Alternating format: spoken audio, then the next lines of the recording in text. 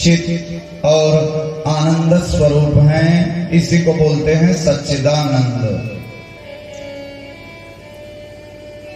और विश्वोत्पत्त्यादि हेतवे, ये भगवान जी विश्व की उत्पत्ति के आदि कारण हैं।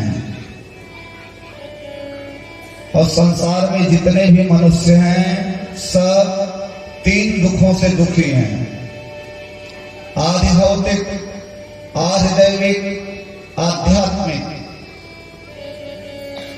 दैहिक दैविक भौतिक तापा,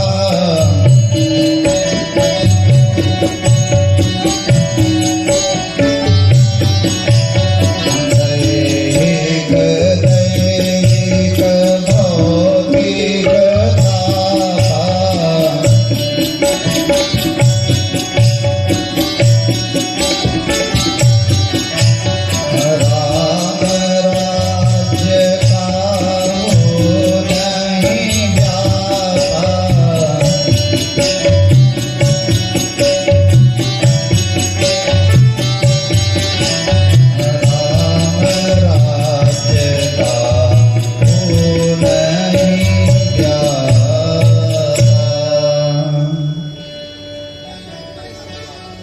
दैहिक दैविक भौतिक 3 दुखों से दुखी हैं।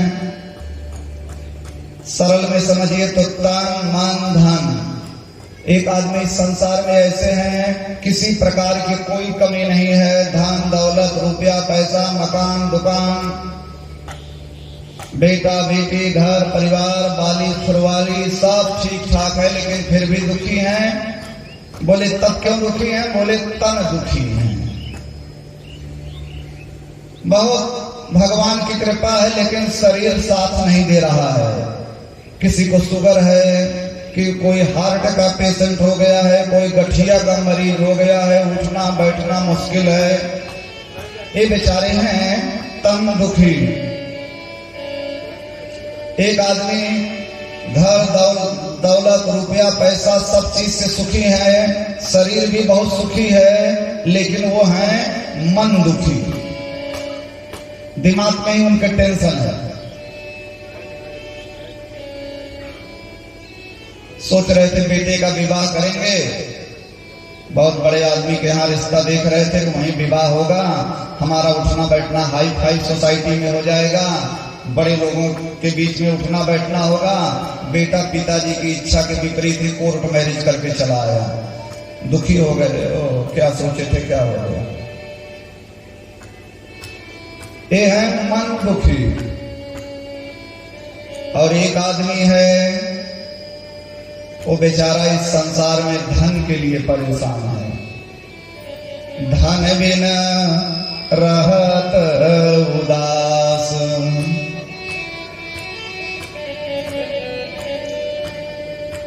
खूब मेहनत मजदूरी किए, 500-600 रुपए पाए, बीवी का खर्चा देखें कि बाल गोपाल को देखें कि घर परिवार देखें कि समाज देखें, वो धन की ही टेंशन में लगे हुए हैं।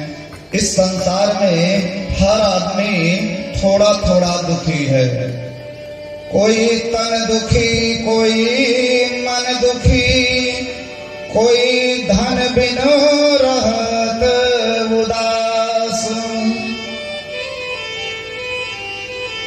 थोड़े थोड़े सब दुखी, सुखी राम के दास।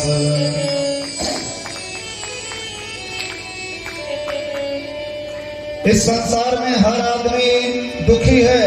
अगर कोई सुखी है तो वो केवल और केवल भगवान का भक्त, सुखी राम के दास। तो ये तन मन धन, ये तीनों प्रकार का दुख संसार में कोई माई का लाल दूर नहीं कर सकता। अगर कोई दूर कर सकता है हमारे शरीर का दुख, हमारे मन का दुख, तो वो केवल और केवल भगवान है। और उन भगवान का नाम है श्री कृष्ण।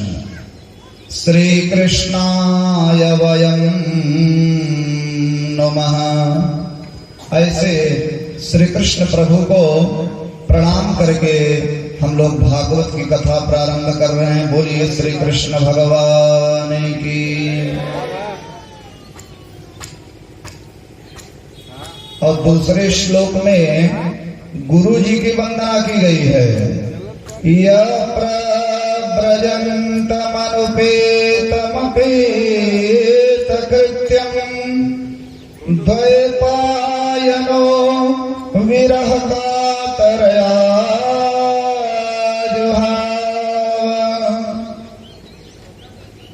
द्वैपायनो विरह कातरया जुहाव पुत्रेति तन्मयतया तरवोऽभिनेदो तं सर्वभूतहृदयं मुनिमानतोऽस्मि।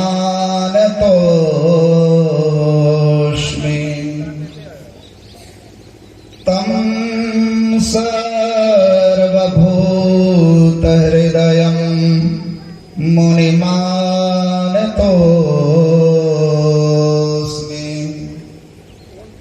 भागवत के गुरु कौन हैं? भागवत के गुरु हैं सुखदेव स्वामी। सुखदेव स्वामी का जब अवतार हुआ तो जन्म लेते ही सीधे जब जंगल की ओर जाने लगे, इनके पिता वेदव्यास रोने लगे, बेटा रुक जाओ रुक जाओ रुक जाओ। लेकिन सुखदेव वापस नहीं आए, बल्कि सुखदेव की तरफ से वृक्ष लोग बोलने लगे थे। ऐसे परम वंदनीय सर्वभूत हृदय श्री सुखदेव स्वामी को प्रणाम करके हम लोग भागवत की कथा प्रारंभ कर रहे हैं। बोलिए श्री सुखदेव भगवान की जय। जैसे हम लोग नानों के पूर्वा में सोहासा भागवत की कथा सुन रहे हैं, ऐसे ही नैमिषारण्य क्षेत्र में 88,000 सौनकाद ऋषियों ने सूत जी से कहा, ए सूत जी, हम लोग बुजुर्ग होते हुए भी तुम्हें इसलिए प्रणाम कर रहे हैं कि तुम देखने में तो छोटे हो, लेकिन ज्ञान में बहुत बड़े हो।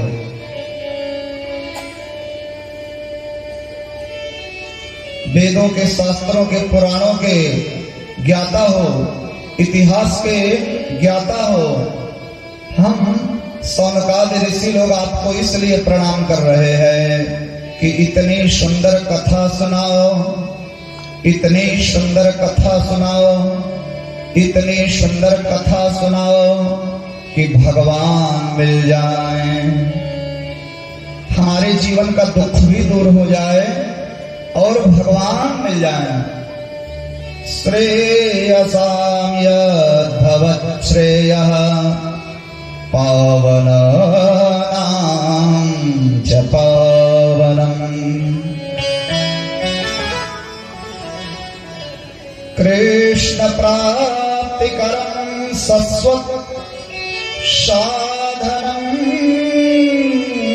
तद्वदाधुना। श्री सूत जी सौनकाद ऋषियों की बात को सुनकर के आनंदित हो गए। हे ऋषियों, आपने बहुत सुंदर बात पूछी है। आपके इस प्रश्न पर मैं आपको सुनाऊंगा भागवत की कथा, श्रीमद् भागवत महापुराण कथा। और श्री सूत जी कहते हैं, हे ऋषियों, इस श्रीमद् भागवत की कथा श्री सुखदेव जब राजा परीक्षित को सुना रहे थे, मैं उस सभा में बैठा था और जैसा मैंने अपने गुरु सुखदेव के मुंह से सुना है, ठीक वैसी ही कथा आपको सुनाऊंगा। और ये जो भागवत की कथा है ना, ये भागवत की कथा देवताओं को भी दुर्लभ है। जिस भागवत की कथा को हम लोग इतने हल्के में ले लेते हैं, अंग्रेजी में समझिए तो इग्नोर कर देते हैं, श्री सूत जी कहते ऋषियों ये भागवत की कथा देवताओं के भी भाग्य में नहीं है। देवता लोग भी आसमान से तरसते हैं, हे भगवान अगर हम मनुष्य होते तो भगवान की प्यारी प्यारी कथा सुनते। अहो अमीसां किमकारि शोभनम। श्री सुखदेव राजा परीक्षित को कथा सुना रहे थे, देवता लोग आ गए। श्री सुखदेव स्वामी ने कहा आपका परिचय? बोले महाराज हम देवता हैं। अच्छा अच्छा, कैसे आए? बोले कथा सुनने आए हैं। बोले मटकी में क्या लेकर आए हो?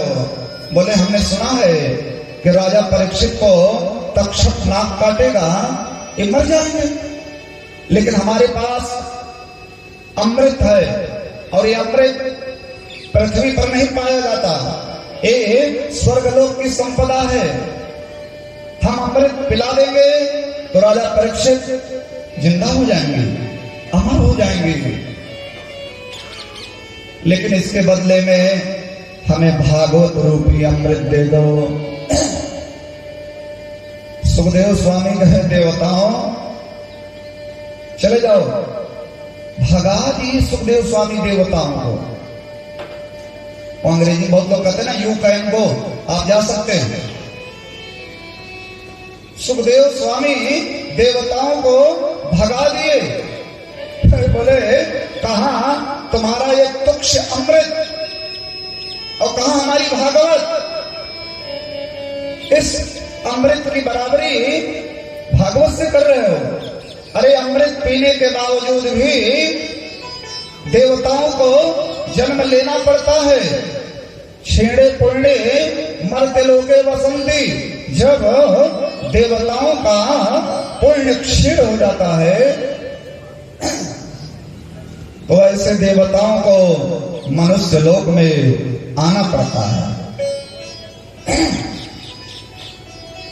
आदि गुरु शंकराचार्य ने कहा है ना, पुनरपि जननम पुनरपि मरणम पुनरपि जननम।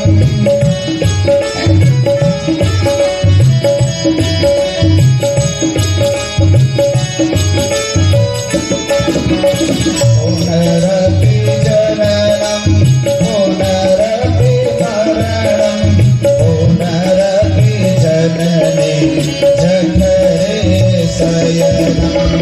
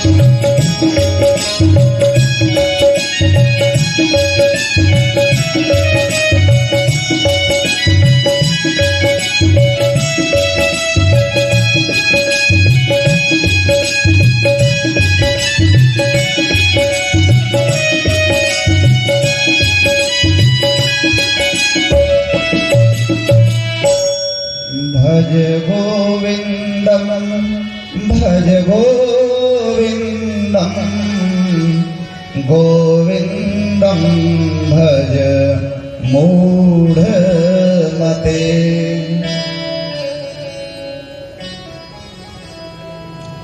तो श्री सूत जी कहते हैं हे सौनकादि ऋषियों, ये भागवत की कथा उस समय सुखदेव ने देवताओं को नहीं सुनाई,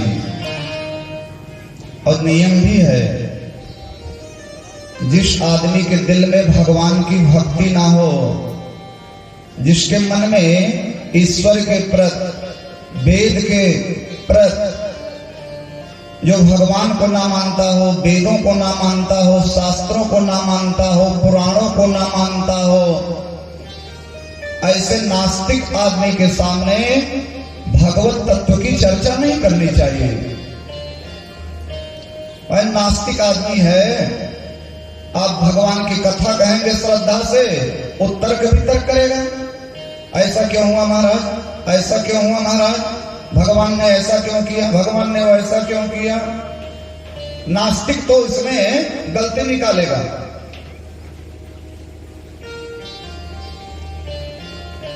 एक भगत बोले भगवान को बुद्धि कम थी। एक भक्त कहे भगवान को बुद्धि कम थी। हम कहे भैया भगवान को बुद्धि ही नहीं थी, कम ज्यादा का प्रश्न छोड़िए, बुद्धि ही नहीं थी। अरे कहे आप ऐसा कह रहे हैं, कथाकार होकर हम कहे हाँ, भगवान को अगर जरा भी बुद्धि होती तो हमारे तुम्हारे जैसे बुद्धिमान बनाते का है, जो भगवान ही में गलती ढूंढ रहे हैं। भगवान बनाए तब में गलती ढूंढ रहे हैं। तो अभक्तांश विज्ञाय ना ददौ स कथामृतम श्रीमद्भागवती वार्ता सुराणामपि दुर्लभा। सूत जी कहते हैं देवताओं को भी दुर्लभ ऐसी भागवत की कथा हम आपको सुनाने जा रहे हैं। और यही भागवत की कथा सनकादि ऋषियों ने, सनक सनंदन सनातन सनत कुमार ने नारद को सुनाई थी। सनकादि ऋषियों ने कहा कब सुनाई, बोले एक बार नारद जी पृथ्वी पर आए बीड़ा बजाते हुए, तो पृथ्वी पर नारद जी हर जगह गए। जितने भी बढ़िया बढ़िया तीर्थ हैं सब जगह गए, पुष्कर, प्रयाग, काशी, गोदावरी, हरिद्वार, कुरुक्षेत्र, सेतुबंध, रामेश्वर, सब जगह नारद जी गए। लेकिन नारद जी के मन को कहीं भी शांति नहीं मिली। हम पूजा क्यों करते हैं, हम पाठ क्यों करते हैं, हम कथा क्यों सुनते हैं, हम माला क्यों जपते हैं, हम अयोध्या क्यों जाते हैं, हम मथुरा क्यों जाते हैं, हम वृंदावन क्यों जाते हैं, हम काशी क्यों जाते हैं, हम प्रयाग जी में क्यों जाते हैं, हम गंगा नहाने क्यों जाते हैं, क्यों? ताकि हमारा मन शांत हो जाए। संसार में जितनी खटपट है सब मन की है। नारद जी सनत कुमार से बद्री नारायण धाम में मिले तो बोले महाराज मैं पूरी पृथ्वी पर घूमा लेकिन मेरे मन को शांति नहीं मिली। शांति क्यों नहीं मिली? बोले इस समय पृथ्वी पर लगा हुआ है कलयुग, और कलयुग का साथी, कलयुग का दोस्त, कलयुग का मित्र, कलयुग का सखा, अंग्रेजी में समझिए तो इस कलयुग का फ्रेंड कौन है? अधर्म, पाप। कलयुग का दोस्त है पाप। तो कलयुग और पाप इन दोनों ने मिलकर के पूरी पृथ्वी पर जितने भी भक्त हैं सबकी बुद्धि बिगाड़ रहा है। जितने मनुष्य हैं सबकी बुद्धि ये कलयुग बिगाड़ दिया है। जब कलयुग लगा ना तो कोई सत्य नहीं बोलता। सत्य बोलने की एक्टिंग करते हैं, दिखावा करते हैं, हम बड़े सत्यवादी हैं, लेकिन सत्य कोई नहीं बोलता। सत्यम नास्ति तपः शौचम दया दानम न विद्यते उदरम भरिणो जीवा वराकाः कूटभाषिणः।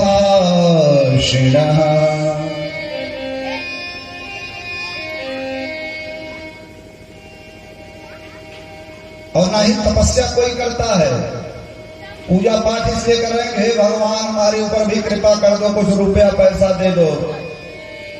सच्चे मन से न कोई तपस्या कर रहा है और पवित्रता तो रह ही नहीं गई है। कलयुग में पवित्रता तो अरे राम राम, शौचम पवित्रता बिल्कुल नहीं है। हाँ, स्नान दिन भर में 4 बार लोग करेंगे, 6 बार स्नान करेंगे, वो अलग विषय है। स्नान करना, खूब साबुन लगाना, तेल लगाना, क्रीम लगाना, पाउडर लगाना एक अलग विषय है, और पवित्र रहना एक अलग विषय है। कलयुग में पवित्रता नहीं है। मान लीजिए चाय पिए भगत ने, कोई चाय दिया, चाय पिए, चाय पीने के बाद चाय रख दिए, कोई हाथ धुला, थोड़ा सा एक बूंद इस पे जल डाल देना चाहिए ताकि यह हाथ हमारा पवित्र रहे। बल्कि अब तो कलयुग में सब बाकायदे तंबाकू खाते हैं, सुर्ती खाते हैं, बढ़िया खाए निकाले धोके। किसी के हाथ में बहुत कम ही ऐसे लोग हैं जो पवित्र रहते होंगे।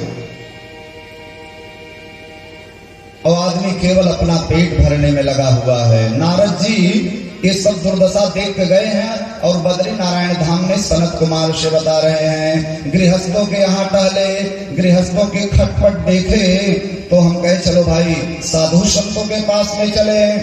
तो साधु संत महात्मा, अरे संत तो वंदनीय होते हैं, संत पूजनीय होते हैं, संत आदरणीय होते हैं, संत का सम्मान करना चाहिए, लेकिन पाखंड का जम करके विरोध भी होना चाहिए। संत का सम्मान करो लेकिन पाखंड का विरोध। तो नारद जी कहते हैं साधु संतों के आश्रम में गए तो अधिकतर महात्मा संत सब पाखंडी ही नजर आए। पाखंड निरता संतो विरक्ता सपरे ग्रह। इसलिए आचार्य संप्रदाय में कहते हैं पाखंड खंड गिरखंडन वज्रदंडा प्रक्षन्न बौद्ध मकरालय मंथ दंडा वेदार्थ सार सुख दर्शन दीप दंडा रामानुजस्य विलसन्ति मुनेस्त्रिदंडा।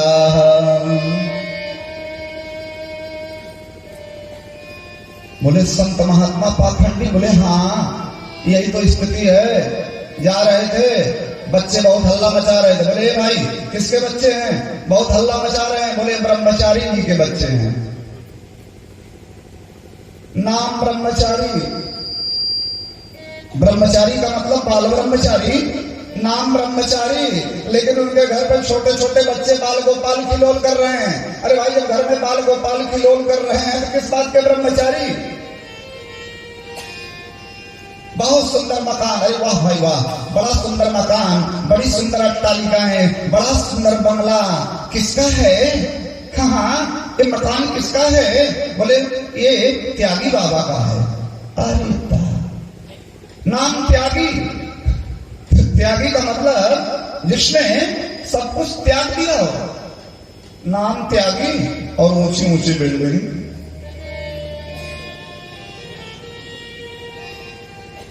बोले भाई बहुत सुंदर पनीर और बहुत सुंदर पूड़ी की खुशबू आ रही है, कहाँ बन रहा है इतना बढ़िया भोजन? बोले फलाहारी बाबा के यहाँ। नाम फलाहारी, फलाहारी मतलब फलाहार करे, नाम फलाहारी और खा रहे हैं पूरी पनीर। एक महात्मा जी पूरे टोला मोहल्ला को गाली दे रहे थे। बोले भाई ये कौन है? बोले मौनी बाबा हैं। नाम मौनी और टोला मोहल्ला में चिल्ला चिल्ला करके झगड़ा कर रहे हैं। तो किस बात के मौनी? तो नारद जी कहे ये सब देख देख करके मैं और परेशान हो गया।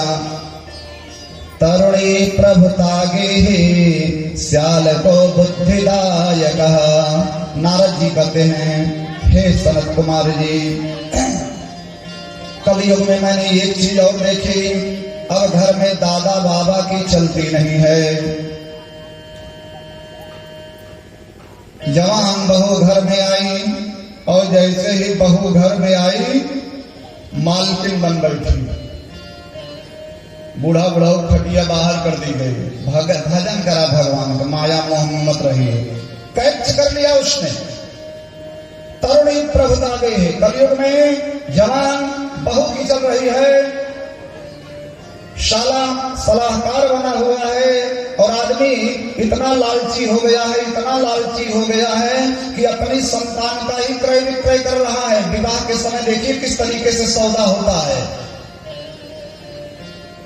भैया बेटौना पढ़ाए लिखाए इंजीनियर बनाए, एक जने आए रहे 18 लाख देते रहे, नहीं माने, 20 लाख एक बुलोरो लेंगे, क्या है ये क्रय विक्रय ही तो है। नारद जी कहते हैं आदमी रुपए पैसे कमाने के चक्कर में कलयुग में इतना लोभी हो गया है, अपनी ही संतान का लोग क्रय विक्रय कर रहे हैं, जिसका नतीजा ये है कि शादियां टूट रही हैं, रिश्ते टूट रहे हैं। जब से दहेज आया, जब से क्रय विक्रय आया, कहां गारंटी है। पहले एक बार माता पिता बेटी का विवाह कर देते थे, भैया कन्यादान कर दिया, कोई गारंटी नहीं है। पति पत्नी का रिश्ता 7 जन्म का रिश्ता होता है, अब कोई गारंटी नहीं है विवाह की। एक दहेज जब से हुआ पति पत्नी के बीच में खटपट है, नतीजा ये है आज विवाह कल डिवोर्स, तलाक, क्या क्या नाम है इसका। हमारी भारतीय संस्कृति में तलाक और ये सारे शब्द नहीं थे, लेकिन दंपति नाम च कलकलम। देखिए ना, कभी विचार करिए क्या हालत हो गई है। पहले बाप और बेटी जब विदा होती थी ना, तो एक दर्द होता था, एक इमोशनल था।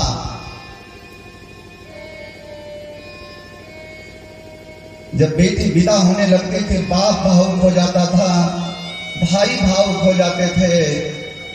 बस इतना ही संग था हमारा तुम्हारा, हमारा तुम्हारा, बस इतना ही संग था हमारा तुम्हारा, हमारा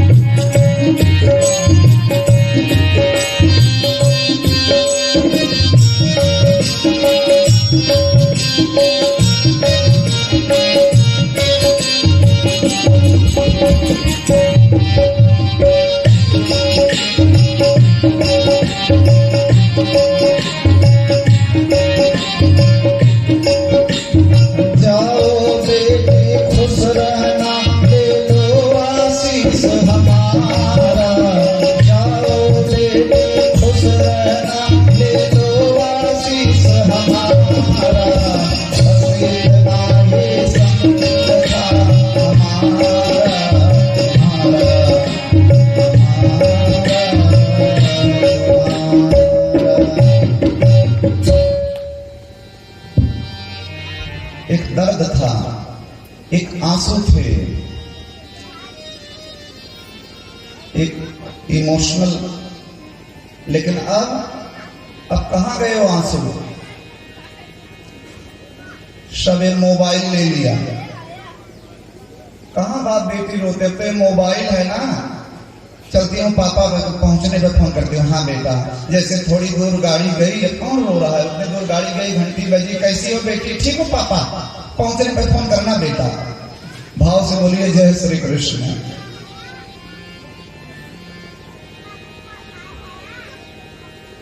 दंपति नाम चकलकलम। नारद जी सनत को वहां से कहते हैं क्या बताएं, बड़े बड़े आश्रमों को विधर्मियों ने कैप्च कर लिया है, अब न कलयुग में कोई योगी है, न कोई ज्ञानी है, न कोई सिद्ध है। कलयुग के पाप में सारे साधन जल करके भस्म हो गए हैं। पंडित लोग बगैर बुलाए जा जा करके कथा कहना शुरू कर दिए, इसलिए कथा का भी सार नष्ट हो गया।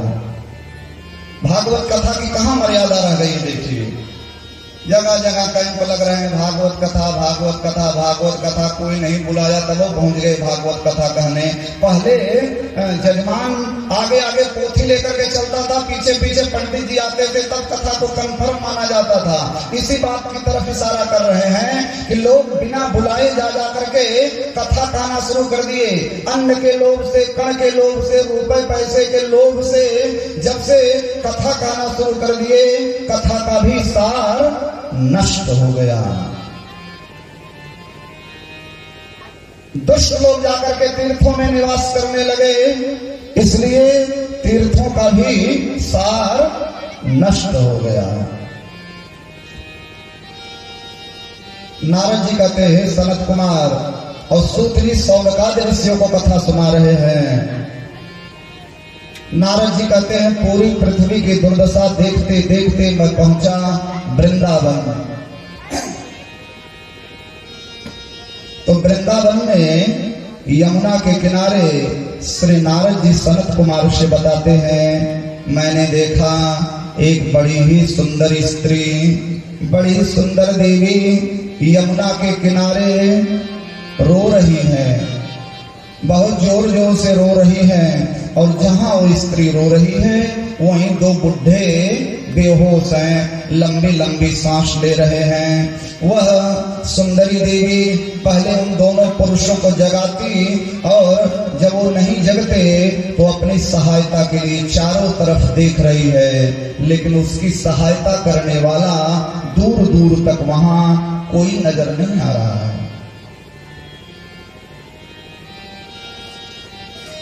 और जो ही नारद जी बीणा लेकर के उधर से गुजरे,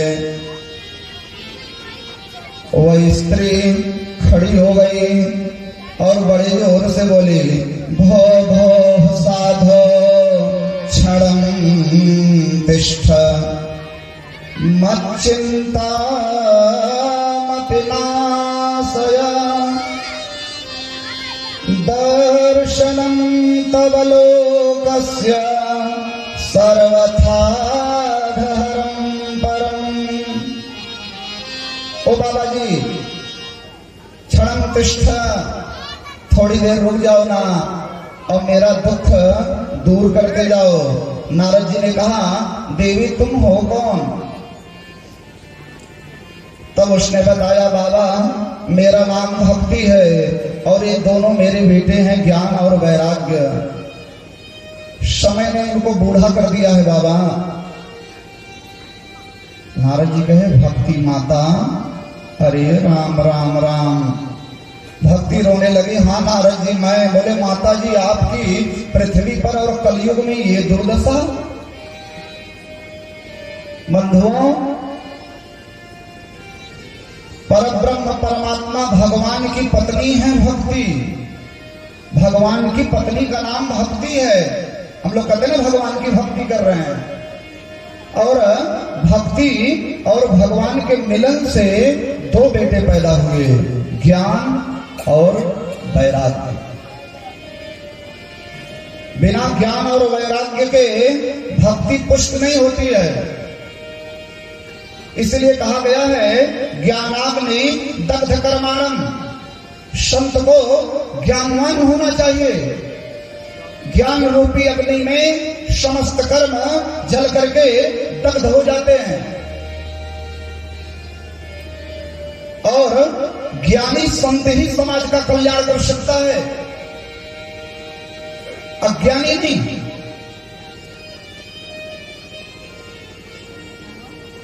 तो भक्ति में सबसे जरूरी है ज्ञान और दूसरा है वैराग्य।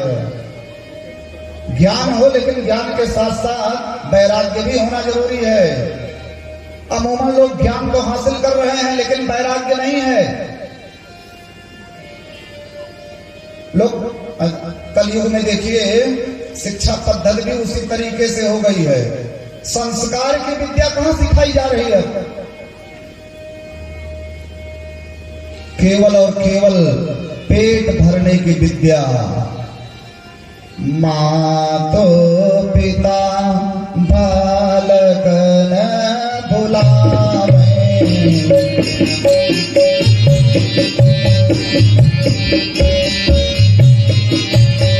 मातो पिता बालक न भुलावे,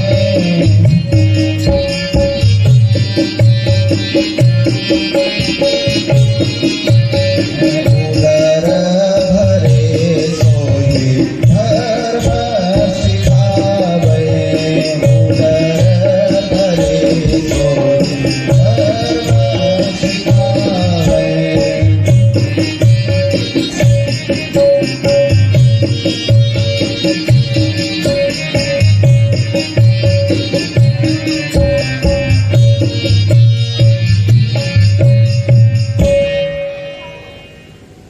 भाव से बोलिए जय श्री कृष्ण। बोलिए बोलिए कृष्ण अनुरागी भक्तों जय श्री कृष्ण।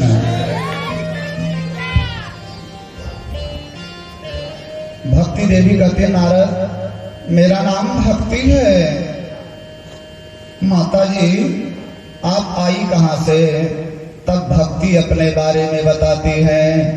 हे नारद उत्पन्ना द्रविड़े साहं वृद्धिं कर्णाटके गता, क्वचित् क्वचिन् महाराष्ट्रे गुर्जरे जीर्णतां गता।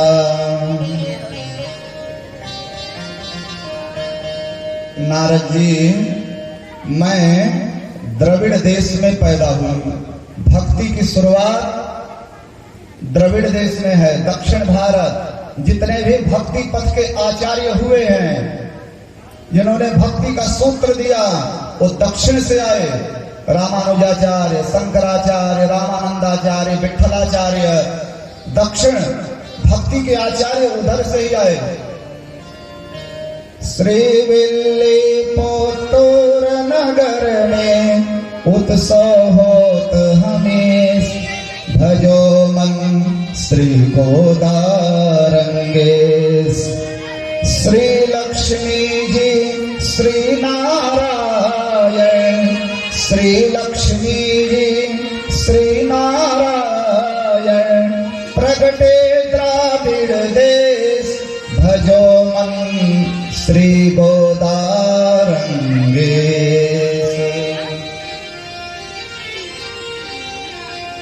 तो दक्षिण के आचार्य कहते हैं ना, सिद्धन सिर काले वंदु नहीं चेवितो, और पोता मरैयड़िए पोतम पोरुल खेलाया, पेतम में यतुर्लम कुलत्तिल लपिरिंदो, नी कुत्ते वलिंगेले कोलालम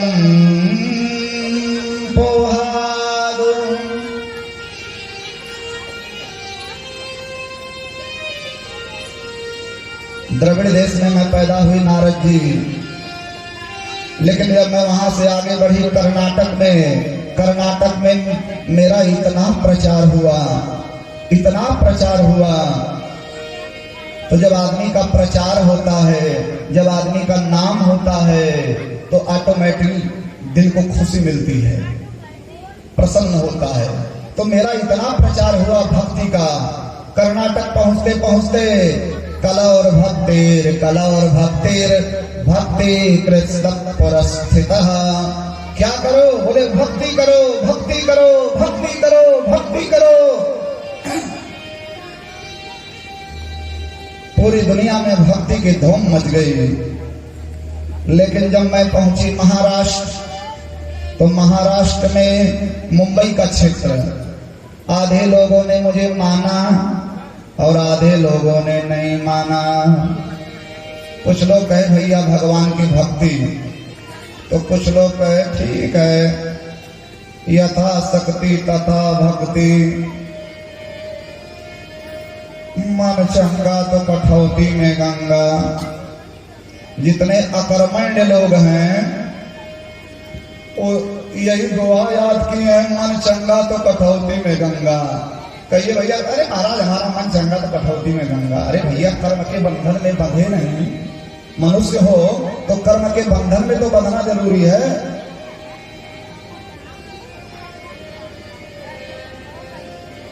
भक्ति करते हैं नारद जी। गुजरात पहुंचते पहुंचते पाखंडियों ने मुझे अंग भंग कर दिया। मैं वहां से अपने दोनों बेटों के साथ भगी।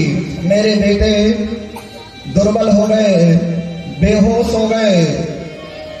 लेकिन धन्य है यह वृंदावन नारद जी।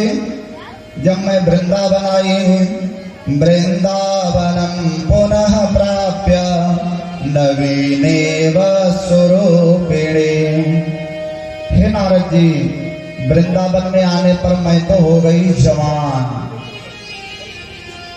लेकिन मेरे बेटे ज्ञान और वैराग्य बूढ़े तो हो ही गए थे, यहाँ पर बेहोश हो गए। हे नारद जी, आप बहुत ही सिद्ध संत हो, मैं तुम्हें जानती हूँ। नारद बहुत चमत्कारी महात्मा हो। 5 साल के बालक ध्रुव को आपने ऐसा मंत्र दिया। बाबा, ध्रुव अपनी माँ के गर्भ में ही बहुत बड़ा ज्ञानी हो गया। ध्रुव 5 साल की अवस्था में ही 6 महीने के अंदर में भगवान को प्रकट कर लिया। ध्रुव के गुरु आप। बाबा, प्रहलाद को आपने ऐसा मंत्र दिया कि प्रहलाद अपनी माँ के ही गर्भ में बहुत बड़ा ज्ञानी हो गया।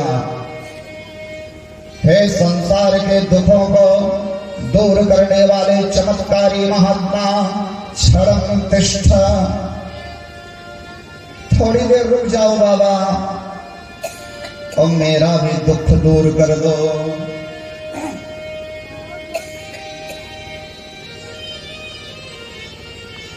नारद जी ने कहा, माता जी आप चिंता ना करें। और श्री श्रोत जी कहते हैं, ऋषियों, नारद जी भक्ति माता को जगाने के लिए वेद पढ़े। वेद वेदांत घोषैश्च गीता पाठैर् मुहुर्मुहुः बोध्यमानो तदा तेना कथंचित् चोत्थितो बलात्। वेद पढ़े, वेदांत पढ़े, लेकिन कोई फायदा नहीं। गीता जी का पाठ नारद जी किए तो ज्ञान वैराग्य उठे, लेकिन फिर बेहोश हो गए। तब आकाशवाणी हुई, हे नारद जी, अगर भक्ति माता का कष्ट दूर करना चाहते हो, अगर ज्ञान और वैराग्य का बुढ़ापा दूर करना चाहते हो, तो तुम सत्कर्म करो। सत्कर्माणि कृते तस्मिन् सानिद्रा वृद्धता नयोः। नारद जी ने कहा सत्कर्म, बोले हाँ। और सत्कर्म का अर्थ कोई महात्मा बताएंगे। आज नारद जी सनत कुमार से बद्री नारायण धाम में मिले हैं। बोले उस दिन से भटक रहा हूं महाराज, कि कौन संत मिलेगा जो मुझे सत्कर्म का अर्थ बताएगा। आज बड़े भाग्य से आप बद्री नारायण में मिले हो। आप बताओ सत्कर्म का अर्थ क्या है। तब सनत कुमार ने कहा, नारद, सत्कर्म का अर्थ है भागवत की कथा। भक्ति माता को भागवत की कथा सुनाओ। बोले महाराज, वेद में तो 1 लाख मंत्र हैं। 1 लाख मंत्र सुना देने पर जब भक्ति माता का कष्ट नहीं दूर हुआ, तो महाभारत में, भागवत में तो 18,000 श्लोक ही हैं। तब सनत कुमार बोले, नारद जी ऐसा है, वेदोपनिषदा सारा जाता भागवती कथा। अत्योत्तमा ततो भाति पृथक भूता फलाकृति। वेदों का सार है भागवत पुराण। समझिएगा, वेद एक वृक्ष है, एक पेड़ है, और वेद रूपी वृक्ष का फल है ये भागवत। जैसे किसी आदमी को भूख लगी हो, मुझे बड़ी भूख लगी है, हाँ मुझे बड़ी भूख लगी है, तो कोई कहे भैया भूख लगी, बोले हाँ बड़ी भूख लगी है, बोले भूख लगी है तो ये आम का पेड़ खा लो। इसी पेड़ में इसी को आम होता है, पेड़ खा लो। तो पेड़ खाने से भूख जाएगी, बल्कि दांत टूट जाएंगे। बात सही है। जो स्वाद फल में होता है वो स्वाद पेड़ में नहीं होता है, बल्कि फल पेड़ से ही आया है। जैसे यथा दुग्धे स्थितम सर्पिर ना स्वादायो उपकल्पते पृथक् भूतं हितद्रव्यं देवानां रसवर्धनम्।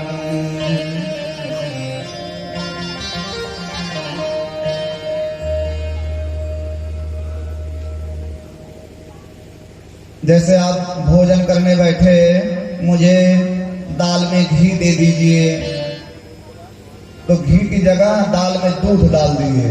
बोले इसी दूध से दही बनता है, दही से घी बनता है, तो दाल में डायरेक्ट दूध डाल दिए तो स्वाद आएगा?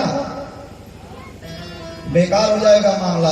कहे चाय दो, तो चाय बनने लगी तो चीनी थी नहीं, तो डायरेक्ट गन्ना डाल दिए। बोले इसी चीनी से ही तो, इसी से तो गन्ने से ही तो चीनी बनती है, सारा मजा किरकिरा हो जाएगा। उसी तरीके से सनत कुमार कहते हैं, नारद जी वेद से भागवत है सही है, लेकिन जो स्वाद भागवत महापुराण में है वो स्वाद वेद में नहीं है। भक्ति माता को भागवत की कथा सुनाओ।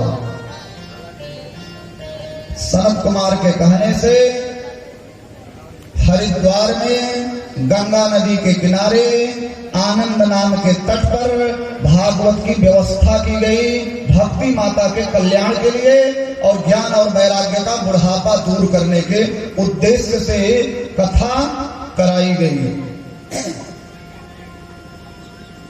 जीवन में कोई भी समस्या हो, संकल्प लीजिए और चाहे जहां से भागवत जी का पाठ होगा,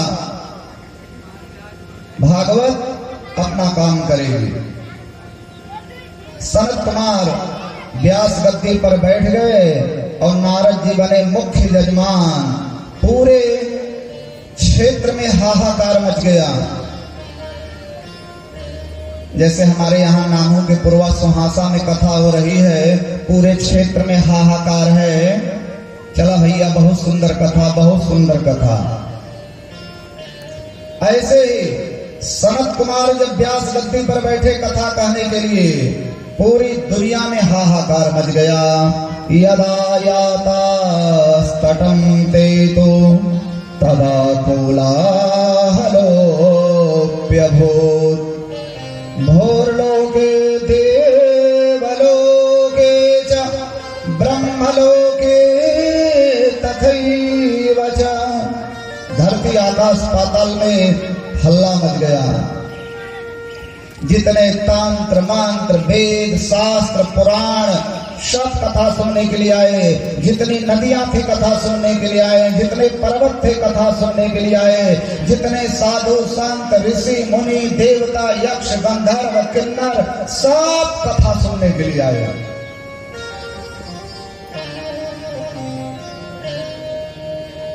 अच्छा, कुछ लोग ऐसे भी होते हैं जो कथा नहीं सुनना चाहते। हम क्या जाएं कथा सुनने, वही भागवत की कथा, वही भागवत की कथा, वही गोकर्ण, वही धुंधुकारी।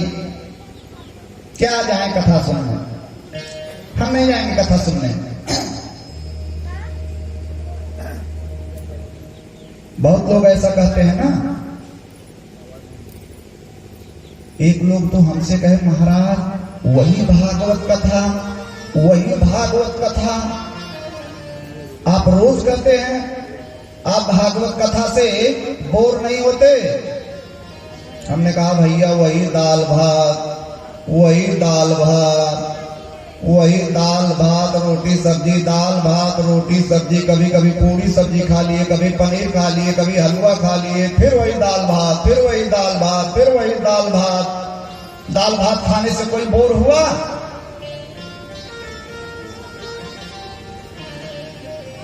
दादा परदादा सब दाल भात खाए चले गए, हम भी दाल भात खा रहे हैं, हमारे बाद हमारे बेटे भी दाल भात खाएंगे। बेटा नात पनात सनात छनात टनात खनात गनात घनात जितने हैं सब वही दाल भात खाएंगे।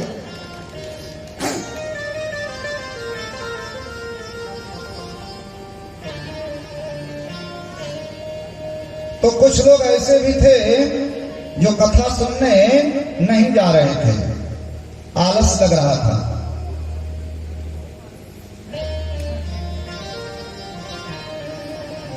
अभी इसके पहले जहां गए थे कथा कहने, सुबह एक बुजुर्ग दादा मिले, अभी अयोध्या में कथा थी इसके पहले कल तक। कहे शुक्ला जी बहुत सुंदर कथा कहते हैं आप, आय ना पाए महाराज, यहीं से पहुड़े पहुड़े सुनत रहे। अब क्षेत्र में लेटे रहे को पहुड़े पहुड़े कहते हैं, और अपने इधर ओलारे सुनत रहे महाराज। हम कहे दादा आप तुम्हारी पूरी कथा ही बेकार कर दिए। कहे का है? हम कहे पौने पौने कई कथा सुनी जाती है। कथा के पांडाल में आकर के कथा सुनने से कथा सुनने का पुण्य 100 गुना ज्यादा बढ़ जाता है। भगवान का दर्शन होगा, भगवान के भक्तों का दर्शन होगा, प्रेमियों का दर्शन होगा, तो कथा का पुण्य और ज्यादा बढ़ जाएगा। बाकी जजमान जी इतनी बढ़िया साउंड सर्विस की व्यवस्था की, अगर सब ऐसे अपने अपने घर ओलरे कथा सुनेंगे तो फिर कथा का आनंद रह जाएगा। भागवत की कथा का आनंद तो भगवान के भक्तों से है। तो जो नहीं जाना चाहते थे कथा सुनने, भृगु जी जबरदस्ती सबको लेकर के गए और इतनी सुंदर कथा सुनाई। सनत कुमार व्यास गद्दी पर बैठ करके भागवत की महिमा बखान कर रहे हैं। सदा सेव्या श्रीमद् भागवती कथा। भगवान की कथा हमेशा सुनो, हमेशा सुनो, हमेशा सुनो।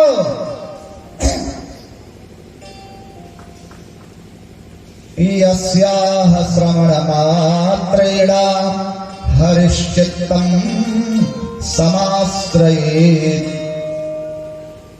भगवान की कथा हो रही है, सुनने नहीं जा पा रहे हैं, केवल सोचे कि भैया कथा सुनने चलेंगे।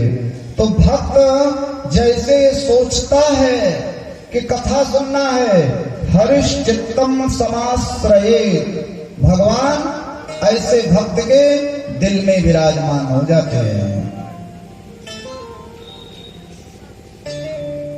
अपने घर में श्लोकार्धम श्लोकपादं वा नित्यं भागवतोद्धवं वा। अपने घर में जो एक श्लोक, आधा श्लोक, आधे का भी आधा रोज पाठ करता है, वह भगवान के दिव्य धाम को प्राप्त करता है।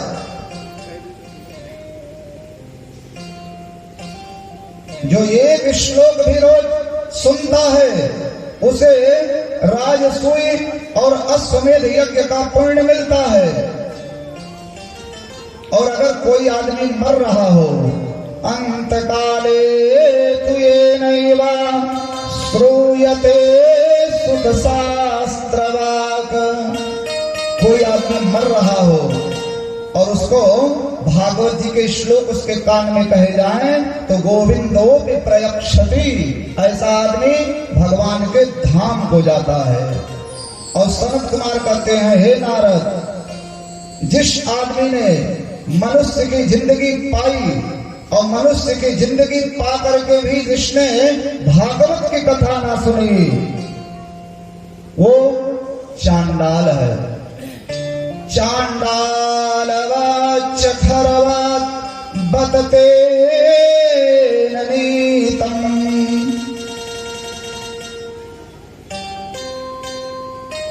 नारद जी कहे चांडाल है? बोले हाँ, चांडाल ही नहीं है, खच्चर है, गदहा है, निकम्मा है। अरे बोले महाराज आप ऐसा कह रहे हैं? बोले हाँ, जो मनुष्य की जिंदगी पाया और भागवत की कथा न सुना, ऐसे आदमी को गदहा समझो, चांडाल समझो, खच्चर समझो, निकम्मा समझो, और अपनी माँ को दुख देने के लिए केवल इस दुनिया में पैदा हुआ और पृथ्वी का भार है, ऐसे आदमी का कोई मतलब नहीं है। देखतम नरम पशु समम भुवि भार रूपा, नारद जी कहे सनत कुमार से, महाराज आप ऐसा बोल रहे हैं? बोले ना ना ना, सनत कुमार कहे मेरे ऊपर में ब्लेम मत करिए, मैं नहीं कुछ कर रहा हूं, ऐसा देवता लोग आसमान से कहते हैं। एवं वदन्ति दिव्य देव समाज मुख्या, ऐसा देवता लोग कहते हैं। देखो देखो गदहा को, देखो देखो खच्चर को, देखो देखो पृथ्वी के भार को, मनुष्य की जिंदगी पाया और इसने भागवत की कथा ना सुनी। दुर्लभैव कथा लोके श्रीमद् भागवतोद्भवा, कोटि जन्म समोत्थेन पुण्यैव दुर्लभ्यते, संसार में सबसे दुर्लभ है भागवत की कथा। इसलिए भैया कहा गया है कि भागवत की कथा सुननी चाहिए। मत बांधो रे गठरिया अपजस की,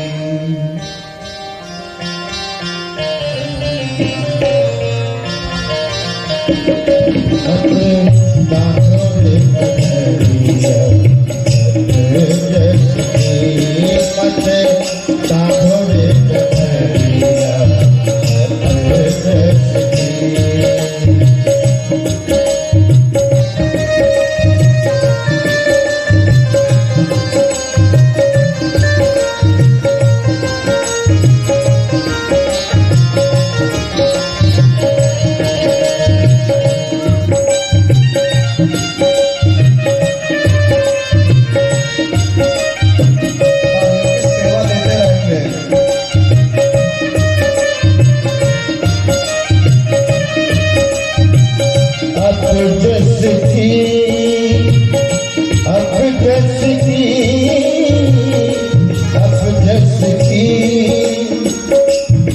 अपजस की, मत बांधो रे गठरिया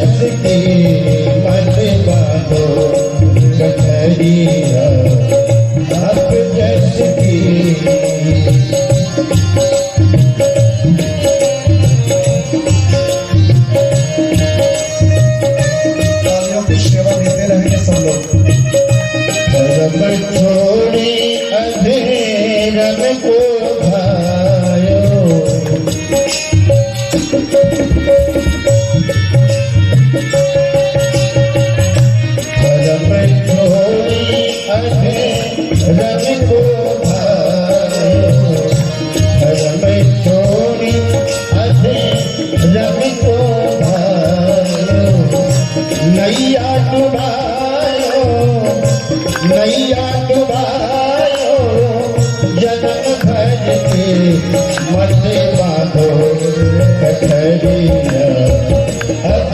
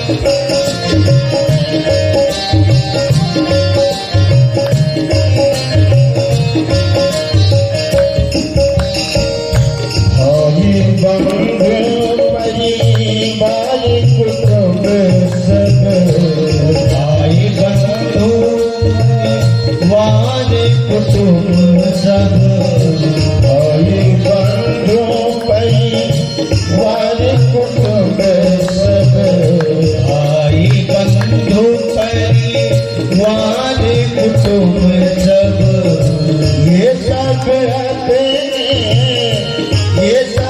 अपने मतलब के मत बांधो गठरिया अब जैसी मत बांधो गठरिया अब जैसी मत बांधो गठरिया अब जैसी मत बांधो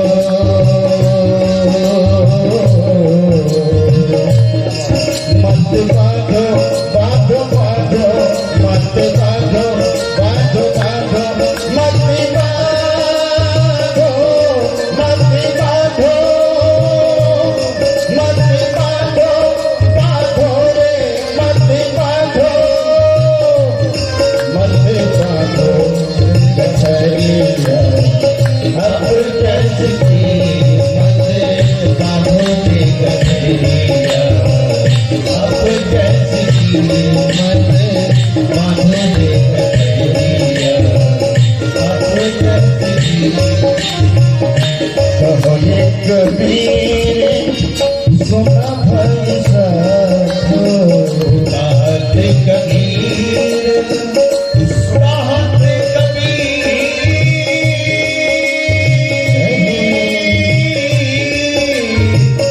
कहत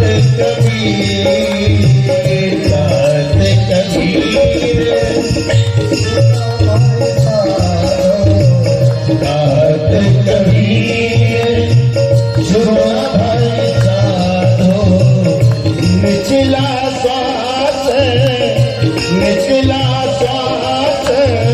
नहीं बचते मत बांधो रे गठरिया अब जैसी मत बांधो रे गठरिया अब जैसी मत बांधो बांधो बांधो मत बांधो बांधो बांधो मत बांधो मत बांधो मत बांधो बांधो रे मत बांधो मत बांधो रे गठरिया अब जैसी मत बांधो रे गठरिया अब जैसी मत बांधो रे गठरिया अब जैसी मत बांधो रे गठरिया अब जैसी।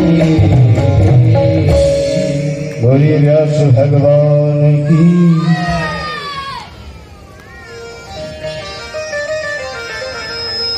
भाव से बोलिए जय श्री कृष्ण और भाव से बोले जय श्री कृष्ण।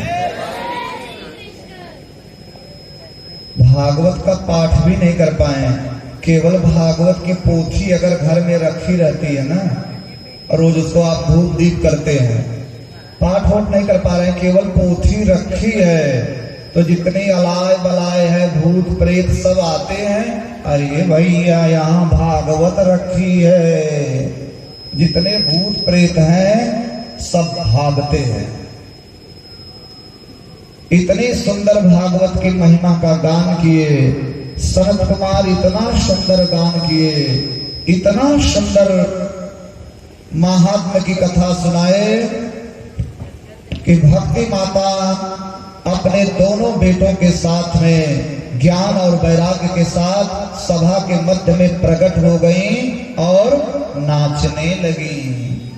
भक्ति सुतो तो तरुणो गृहीत्वा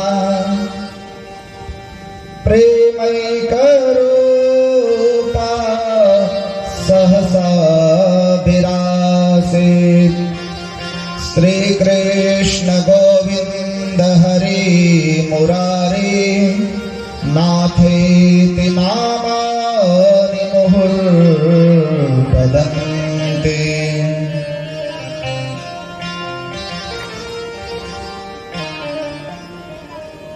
भक्ति माता अपने दोनों बेटों के साथ में जब प्रकट हुई, नाचने लगी, तो महात्मा लोग बोले ये देवी कौन है? हम महात्माओं के बीच में प्रकट हो गई, ये कौन है? तब सनत कुमार ने कहा, हे ऋषियों डरो मत, ये भक्ति माता है, कथा के प्रभाव से ये प्रकट हो गई हैं। भक्ति माता ने रोते हुए कहा, नारद तुम बहुत अच्छे हो नारद, कलयुग में पाखंडियों ने मुझे अंग भंग कर दिया था नारद, तुमने मुझे नया जीवन दिया है। सनत कुमार तुम भी बहुत अच्छे हो, बहुत सुंदर भगवान की कथा सुनाते हो, मैं तुम दोनों से बहुत खुश हूं। बताओ मैं कहाँ रहूं?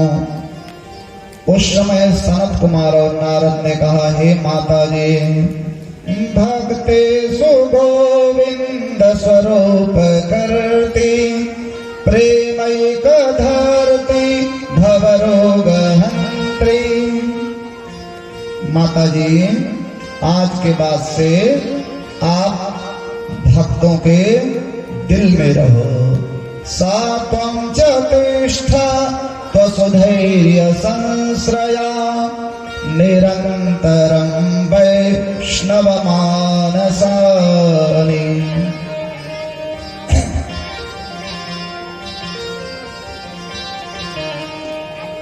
और उस दिन से भक्ति भगवान के भक्तों के दिल में रहने लगी। भक्ति का वास कहाँ? हमारे दिल में। मेरी झो एक चुल्लू जल पे, बिक जाओ एक तुलसी दल पे, प्रेमी रस सुधा पिबाए, भक्तों की भाव भरी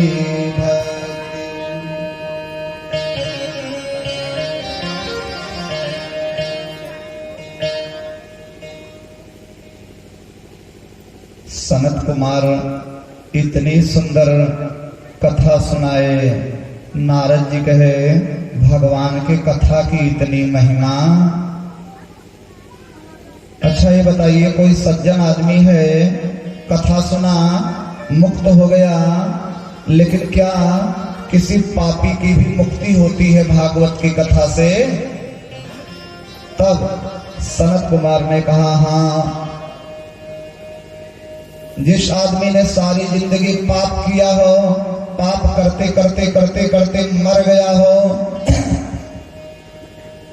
अगर उसके नाम से भागवत की कथा कही जाए तो ऐसे पापी का उद्धार हो जाता है।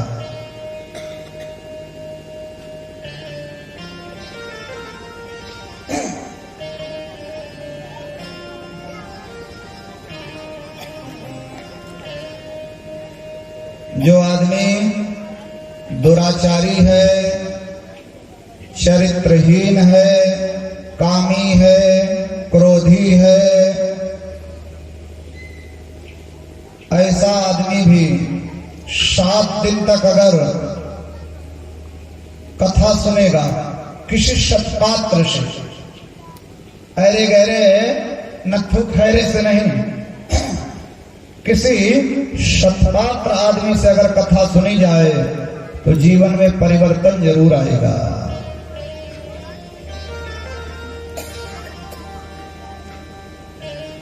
और मैं तो यहां तक कहूंगा सनत कुमार कि आदमी पाप करते करते करते करते करते करते करते मर जाए और मरने के बाद में अगर भूत प्रेत हो जाए और उस भूत प्रेत के नाम से भी अगर हम कथा सुनाएंगे उसका उद्धार हो जाएगा।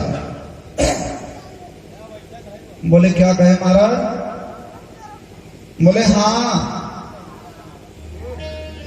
कोई आदमी मर गया, भूत प्रेत हो गया, हम कथा सुनाएंगे उसकी मुक्ति हो जाएगी, भागवत की कथा मुक्त कर देती है। बोले भरोसा नहीं हो रहा है। तब सनत कुमार कहे, एक कहानी सुनो और ये भागवत की मोस्ट कहानी है। आप लोग बहुत जगह सुने होंगे, गोकर्णोपाख्यान।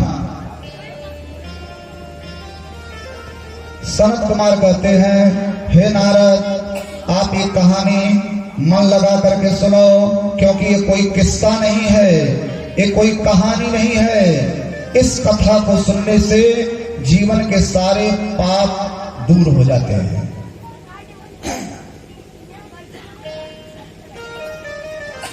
तुंगभद्रा नाम की नदी है और तुंगभद्रा नदी के किनारे एक बड़ा ही सुंदर गांव है। गांव का नाम है उत्तम नगर।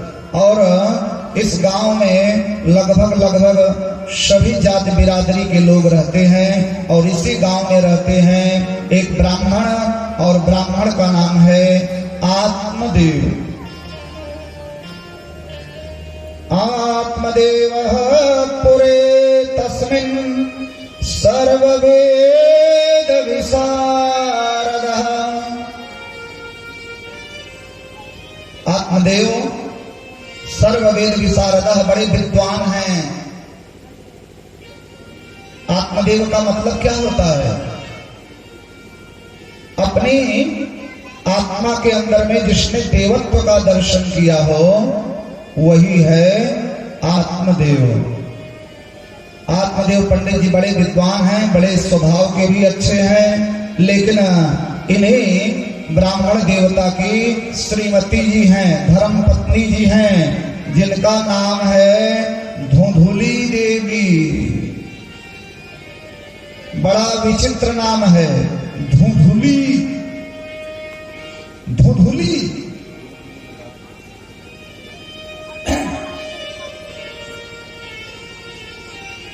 धुंधुली धुंधुली स्मृता। जैसा नाम है, नाम तो इनका विचित्र है ही। इस धुंधुली का स्वभाव भी बड़ा विचित्र है। पंडित जी जितने सीधे साधे उतने विद्वान। ये धुंधुली बहुत बड़ी परपंची, एक नंबर की परपंची है। पंडित जी बेचारे विद्वान हैं, चले गए अपना कहीं कर्मकांड कराने, टोला मोहल्ला में दिन भर परपंच करना, पंचौरा करना, यही इनका काम है धुंधुली का। और पंडित जी थोड़े ब्राह्मण देवता थोड़े से मितव्य ही हैं, लेकिन ये धुंधुली बहुजल्पिका, चटपटी चटपटी चीज खाने में धुंधुली का मन बहुत लगता है। टिकिया, फुल्की, चटपटी चटपटी चीजें खाने में इसका ध्यान, बहुजल्पिका।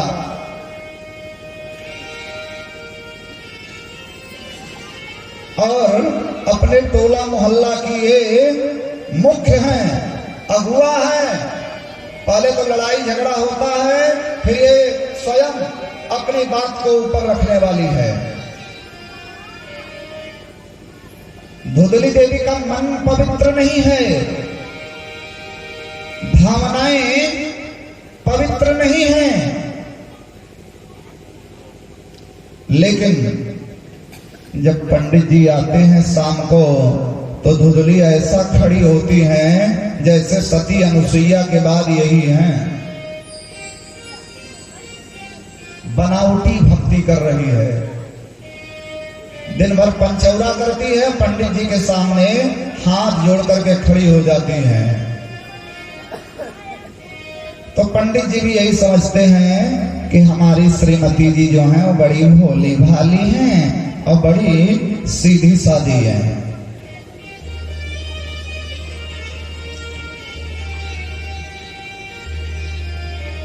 इसी तरीके से जिंदगी बीत रही है, बीत रही है, बीत रही है, बीत रही है। लेकिन लंबा समय बीत गया, घर में कोई संतान न भई,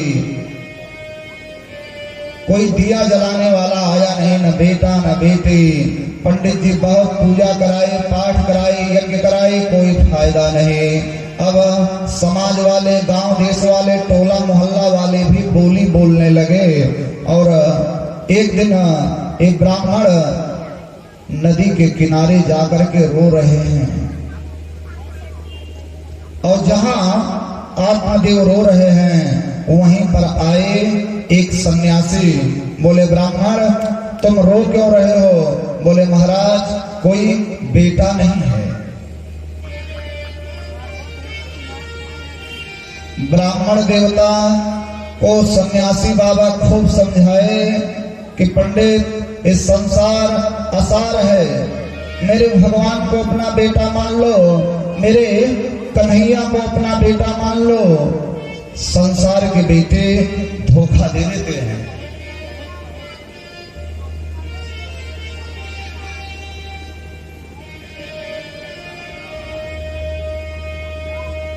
लेकिन ब्राह्मण देवता नहीं माने।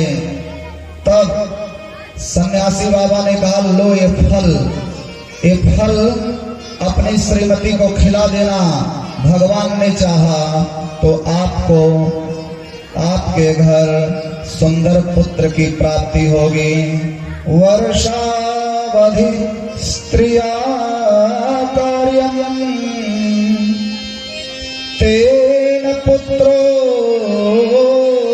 निर्मलः।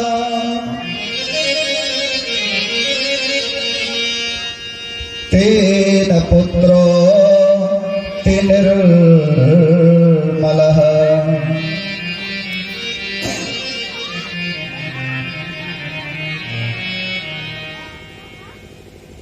पंडित जी फल लेकर के आए, अपनी श्रीमती से बोले जी सुनती हो आज एक सन्यासी मिले थे, एक फल दिए हैं, फल खाओ तो हमारे यहाँ भी बेटा होगा। पंडित जी फल देकर के चले गए। अब धुंधुली परपंची तो थी, तरुणी कुटिला तस्य सख्यग्रे जरूरोद। धुंधुली अपनी एक सखी से लगी रोने, अरे मेरी सखी मुझे तो बहुत टेंशन है। हाँ मुझे तो बहुत टेंशन है। तो धुंधुली की सखी जो थी वो भी परपंची थी। जैसे धुंधुली परपंची वैसे उसकी सखी परपंची, तब न जोड़ा बनेगा। दोनों परपंची थी तभी तो सखी थी। एक कहावत है गांव में, जैसे रहे हल्दीराम वैसे मिली धनिया। जैसे रहे हल्दीराम वैसे मिली धनिया। कौन दे नून तेल कौन दे पनिया। तो दोनों सखी परपंची हैं। बोली ना मुझे तो बड़ी टेंशन है। तो सखी बोली कि काहे के बात की टेंशन? धुंधुली कहती है अरे हमारे पंडित गए थे कहीं से फल ले आए हैं, कोई बाबा उबा मिले थे और फल दिए हैं। भला सखी कहते हैं फल खाओ तो बेटा होगा। कहीं फल खाने से बेटा होता है? मुझे तो इतनी टेंशन है कि फलम चाहम न भक्षये।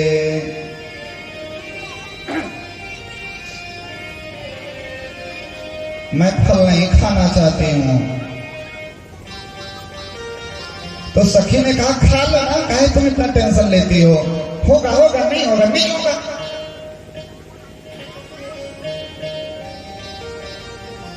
खा लो।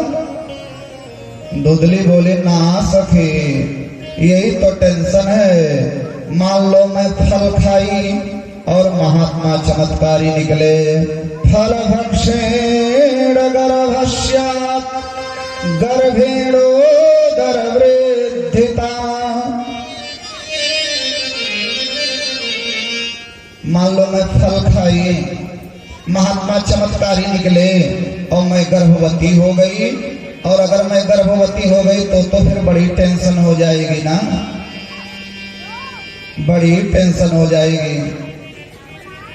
जब मैं गर्भवती हो जाऊंगी तो मेरा पेट बड़ा हो जाएगा। देखिए धुगली का परपंच कर रही है, मेरा पेट बड़ा हो जाएगा, गर्भेणोदर वृद्धिता, और मेरा पेट बड़ा हो जाएगा ना, मेरा भोजन कम हो जाएगा, स्वल्प भक्षम, और जब मेरा भोजन कम हो जाएगा ना तो मैं बड़ी कमजोर हो जाऊंगी, मुझे ना बड़ी वीकनेस हो जाएगी, और जब मैं कमजोर हो जाऊंगी तो गृह कार्यम कथम भवेत्।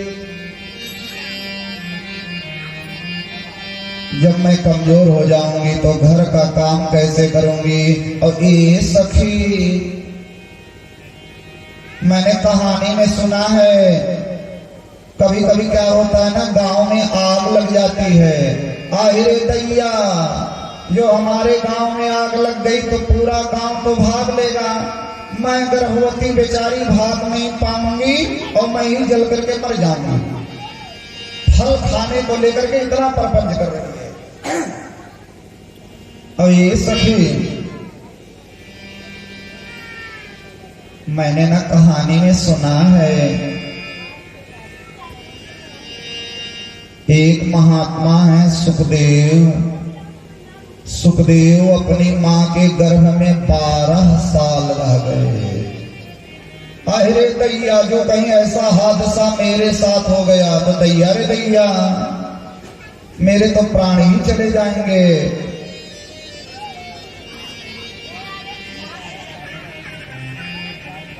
फिर धुंधली कहती है, ए सखी, सबसे ज्यादा टेंशन ना इन ननद लोगों की है। इन ननद जो है ना, धुंधली कहती है, इन ननद बड़ी खतरनाक होती हैं। मंदाया मई सर्वस्वम ननंदा संघरे तदा। ये ननद लोग ऐसा मौका देखती रहती हैं कि भाभी के यहाँ कुछ हो तो सेवा करें, सेवा करेंगे तब न मेवा मिलेगा।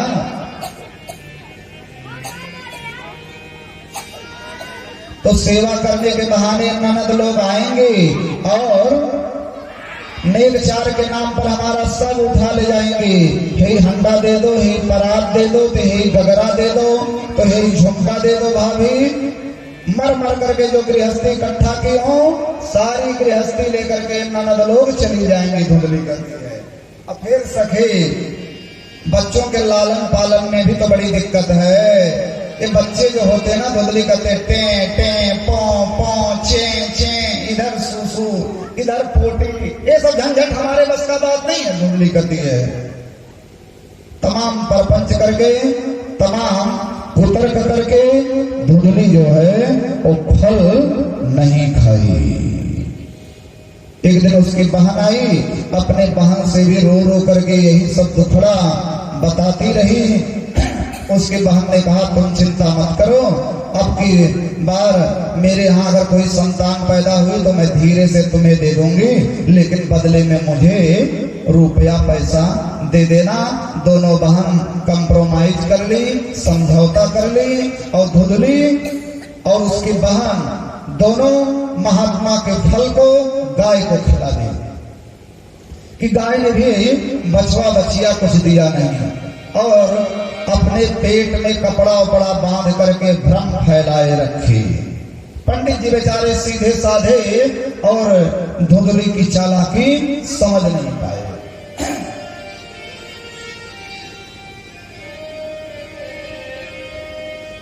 नहीं समझ पाए पंडित जी धुंधली की चालाकी। दिन बीता, समय बीते।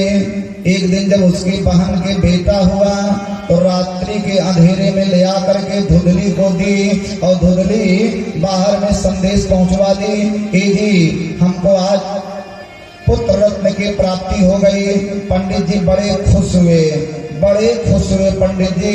खूब सोहर हुआ, गाना बजाना हुआ, उत्सव हुआ, बड़ा आनंद हुआ। लेकिन उसी बालक के जन्म के 3 महीने बाद त्रिमासे निर्गते चाथ साधेन हो सुसवेर्भगम सर्वांग सुंदरम दिव्यम निर्मलां प्रभम, गाय के भी शरीर से एक बालक ने जन्म लिया।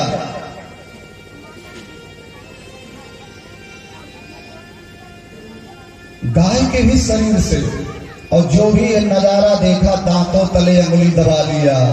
वाह रे भैया, सही कहा गया है, भगवान देते हैं छप्पर फाड़ के देते हैं। कहाँ इस पंडित को लोग बोली बोलते थे, और कहाँ इसके श्रीमती के भी बेटा हुआ।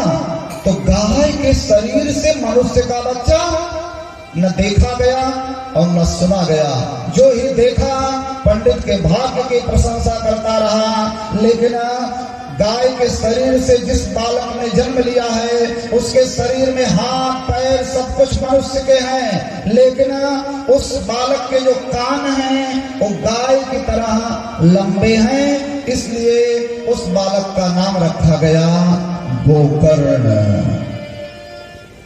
और धुंधली के ने अपने बहन का जो बेटा चालबाजी से ले आई है उस बेटे का नाम रखा गया धुंधुकारी। दो बच्चे हुए पंडित जी के घर में, खूब उत्सव मनाया गया, खूब सोहर हुआ, पंडित जी ने खूब दान दिया। जुग जुग जीवे रे लाला नवा, आंगनवा के भाग जागल हो।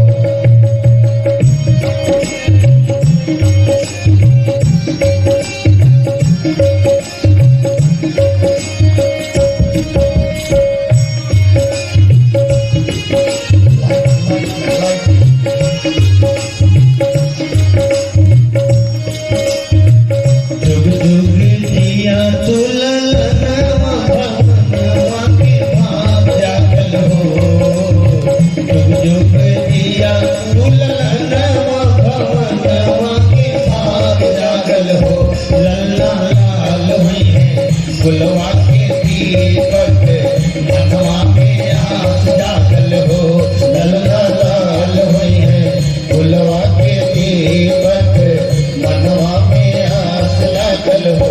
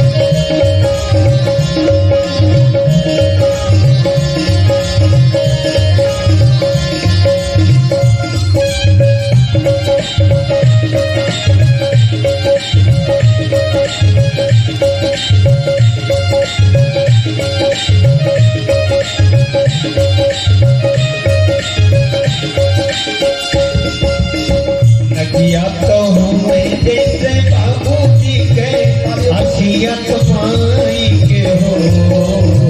नकिया तो हुए जैसे बाबू जी के, अखिया तो माई के हो। ए ललना मुहवा तो, ए ललना मुहवा तो, जाती और सुरुजवा हो, सगरो या जोर भैले हो।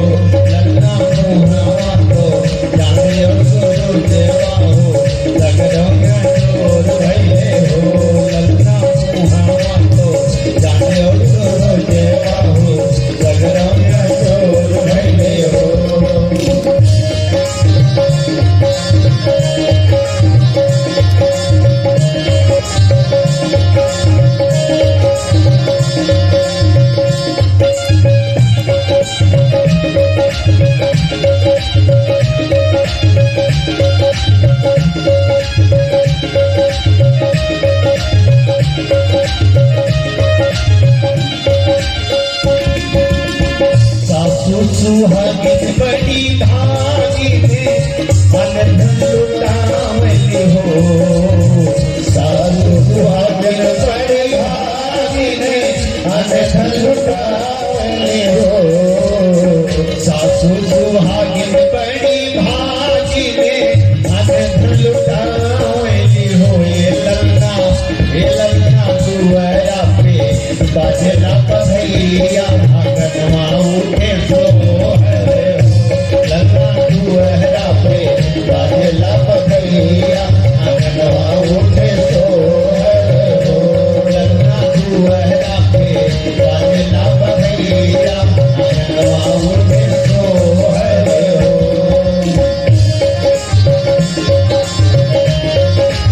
हरि बोल सवा।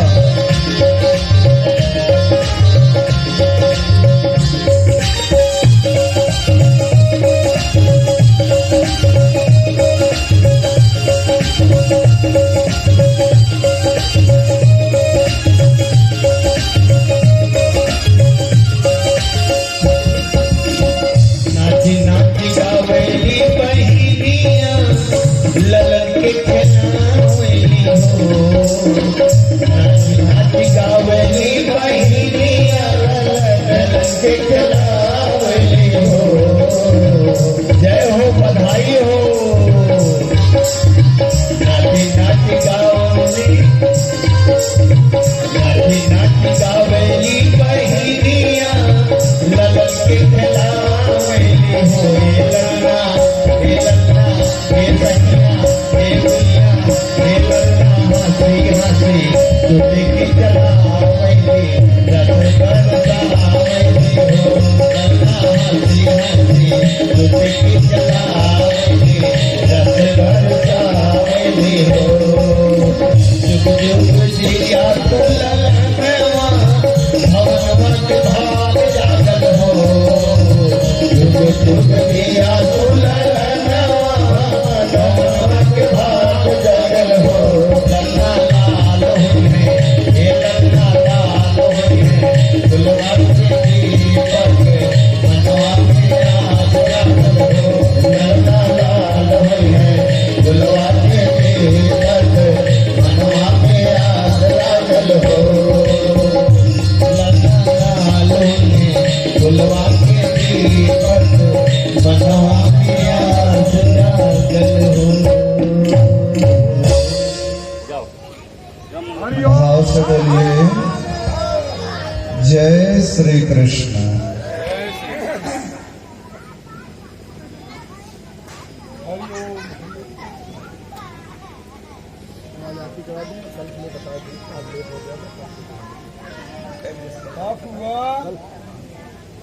फुआ देखा था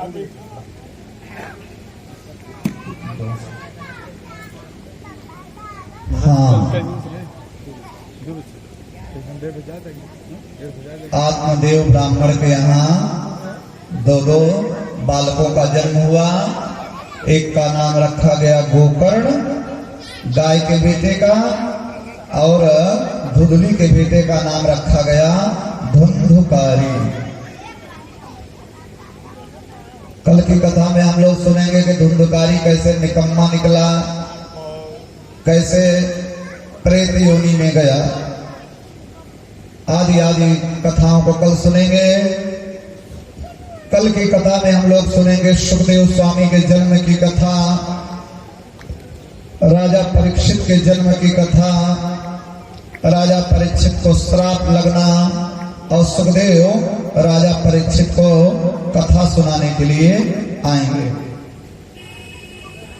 आज इन्हीं कथाओं के साथ वाणी को विराम देते हैं। नियम, भागवत के बहुत सारे नियम हैं, आगे सनत कुमार नारद को बताएंगे। सबसे पहला नियम तो ये है कि अब लहसुन और प्याज, लहसुन प्याज बैगन ये सब निषेध है भागवत की कथा में। गाजर भी निषेध है। एक समय मुख्य यजमान, अगर शरीर में कोई रोग ना हो, शरीर स्वस्थ हो, तो एक समय फलाहार करें, एक समय भोजन करें। वैसे तो बहुत बड़ी मीटिंग हुई थी कि भागवत की कथा कैसे सुनी जाए। तमाम ऋषि इकट्ठा हुए और बोले भाई कथा ये सुनी कैसे जाए। तो एक ऋषि खड़े हुए और बोले भाई हमारा तो हम तो ये कहेंगे कि कथा केवल घी पी करके सुनी जाए। सभा में कहे घी पी करके कथा सुनी जाए, तो और जितने महात्मा थे सब कहे चुप रहो, बैठो, तुम्हें बात करने की अक्ल नहीं है। अरे भला घी पी करके कोई कथा सुन पाएगा? कलयुग में डॉक्टर भी ज्यादा घी खाने के लिए मना करते हैं। बैठो। एक महात्मा बोले केवल दूध पी करके कथा सुनी जाए, बोले ये भी नहीं हो पाएगा। तो घी रिजेक्ट हो गया, दूध रिजेक्ट हो गया सभा में। तो तीसरे महात्मा बोले केवल फलाहार करके कथा सुनी जाए। बोले ये भी नहीं हो पाएगा। एक एकादश 15 दिन में एक एकादशी आती है। भगत लोग कहते आज एकादशी व्रत हैं, तो भैया ये व्रत नाम का ही होता है, हम तो यही देखे। जिस दिन व्रत रहता है उस दिन ज्यादा खाते हैं, बल्कि मूंगफली खाए, काजू खाए, बादाम खाए, छुआरा खाए, मक्का खाए, सेब खाए, संतरा खाए, आलू खाए, साबूदाना खाए, दूध पिए, हलवा खाए और कहे आज व्रत थे। 5-5 मिनट में खाए और कहे व्रत थे। कुट्टू बाटा खाए, सिंघाड़ा खाए। बोले और हमारे यहाँ कहावत है एकादशी का भूखा साधु द्वादशी के दिन बाघ की तरह गुर्राता है। भगत जी श्रीमती से बोले जल्दी भोजन बनाना। श्रीमती बोली क्यों? बोले चुप, फालतू बात करती, जानती नहीं कल एकादशी का व्रत है। एक एकादशी आती है तब तो ये हाल है, और 7 दिन तक केवल व्रत रह करके कथा कही जाए, हो ही नहीं पाएगा। ध्यान वहीं दाल भात में लगा रहेगा, कथा में मन ही नहीं लगेगा। तब बोले एक समय फलाहार किया जाए, एक समय भोजन किया जाए। बोले ये बात सही है। एक ऋषि कहे एक समय फलाहार, एक समय भोजन। बोले हाँ हाँ साधु साधु, सब लोगों ने कहा अनुमोदन किए। तब तक एक ऋषि और कहे अगर एक समय भी फलाहार ना कर पाए तब बोले भोजनम तो वरम मन्ने मनः संतोष कारकम। जैसे सुख सुविधा रहे उसी तरीके से भोजन किया जाए। काम क्रोध मद लोभ ना आने पावे। मुख्य यजमान जो है खाट पर शयन नहीं करेंगे, या तो जमीन पर शयन करेंगे, या तो तख्ते के ऊपर में शयन करेंगे। और क्षौर कर्म नहीं होगा। जो नित्य क्षौरी हैं उनको दोष नहीं लगता, बाकी क्षौर अब हवन के बाद ही होगा। यही सब सारे नियम संयम है। प्रातः काल हम लोग जल्दी उठेंगे, परिवार के भी लोग, गांव के भी लोग, भगवान आए हैं, सब लोग प्रातः काल जल्दी उठेंगे। जल्दी उठने के बाद कलशों के ऊपर में जल छोड़ेंगे, गोवर्धन जी के ऊपर में जल छोड़ेंगे, परिक्रमा करेंगे। और सवेरे की भागवत की आरती 8 बजे होगी। 8 बजे सब लोग आरती में सम्मिलित होने का प्रयास करेंगे। 5 साढ़े 5 बजे माइक वाले भाई साहब माइक चला देंगे, विद्वान लोग आएंगे और विद्वान लोग सुप्रभात करेंगे।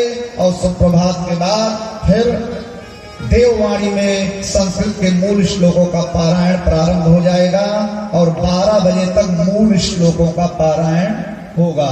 तो आप सावधान हो जाएंगे। यही सब नियम संयम है और नियम संयम बता देंगे। और अब आरती की तैयारी किया जाए। आज पहला दिन था, कल हम लोग समय से आएंगे और कथा का समय है 2 बजे से 6 बजे तक। 5 साढ़े 5। हाँ, 2 से 5 साढ़े 5 तक समय रहेगा कथा का। और कलाकार बंधु लोग राइट 1 बजे यहाँ पर आ जाएंगे। कुछ अपना ये लोग गीत संगीत का कार्यक्रम करते रहेंगे। 1:30 बजे 1:45 बजे तक हम भी बैठ जाएंगे। तभी आनंद आएगा। इसी के साथ वाणी को विराम। सभी भक्तों को जय जय श्री सीता राम। बोलिए भागवत भगवान की, बोलिए भागवत भगवान की, बोलिए भागवत महापुराण की, बोलिए भागवत महापुराण की, बोलिए भागवत महापुराण की, भागवत महापुराण की। लक्ष्मी नारायण भगवान की, श्री सीता रामचंद्र भगवान की, उमा शंकर भगवान की, संत समाज की, गौ माता की, सरयू महारानी की, गंगा माता की, तुलसी माता की, भारत माता की, सत्य सनातन धर्म की, अखंड भारत वर्ष की, राम जन्मभूमि की, कृष्ण जन्मभूमि की, काशी विश्वनाथ मंदिर की। जय जय सीताराम। सभी लोग खड़े हो जाएं। आर तिज्ञम। पहले घंटा घड़ियाली बजा दें।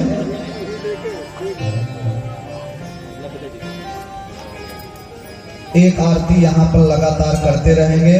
आप, आपके घर परिवार के भी लोग और भी बंधु बांधव, और थोड़ी देर के लिए यज्ञशाला में भी जाकर कराइएगा।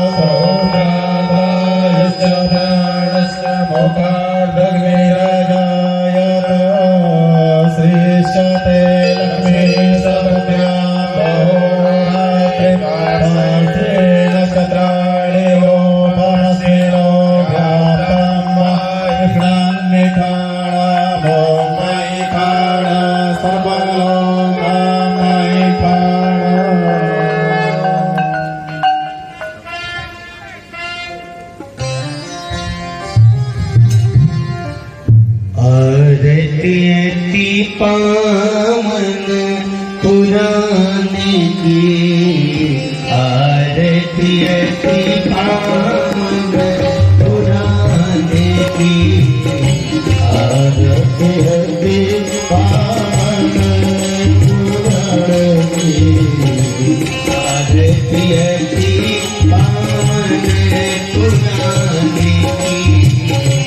आरती पावन पुराने की आरती पावन धर्म भक्ति ज्ञान की आरती पावन पुराने की आरती पावन पुराने की धर्म भक्ति ज्ञान की।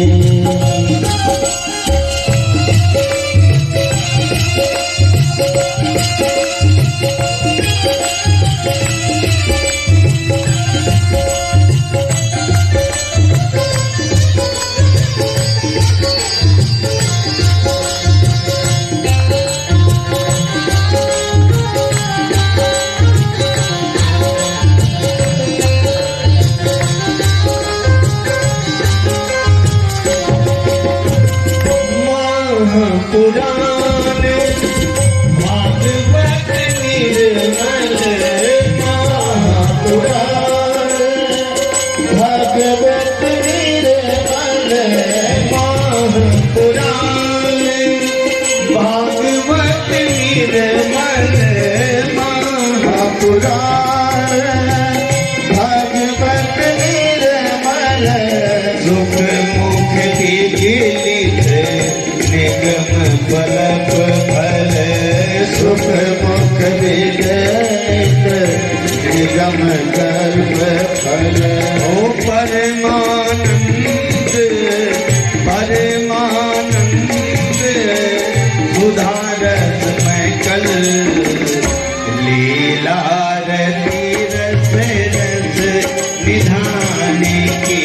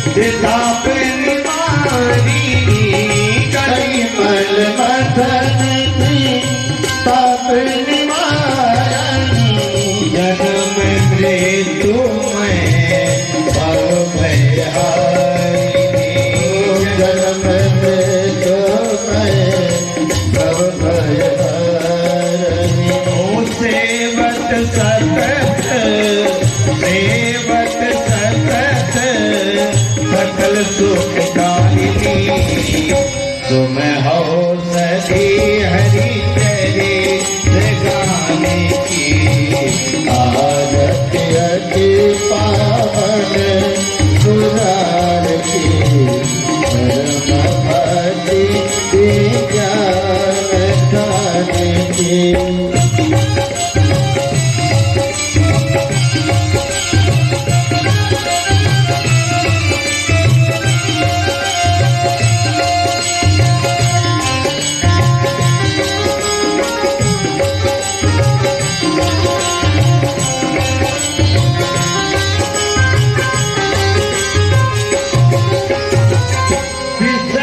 विलास विमोह विलासिनी विजय विलास मोह विलासनी विजय विलास विमोह विलासिनी विजय विलास मोह विलासनी विमल विराग के विकासिनी विमल विराग के विकासना भगवत तो रहस्य प्रकाशिनी परम ज्योति परमात्म ज्ञान की आरती अति पावन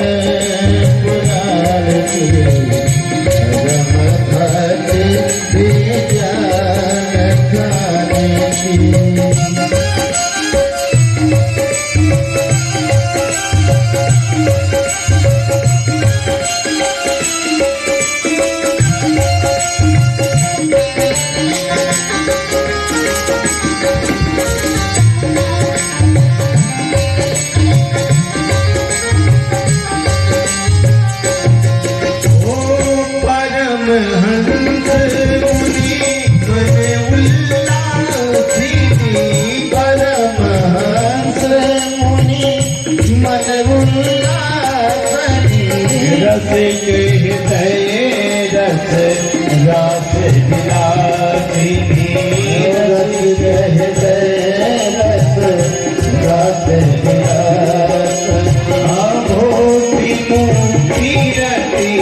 भोपी मुक्ति रति प्रेम सुदासिनी कथा यकीन प्रिय सुजाने की आरती रति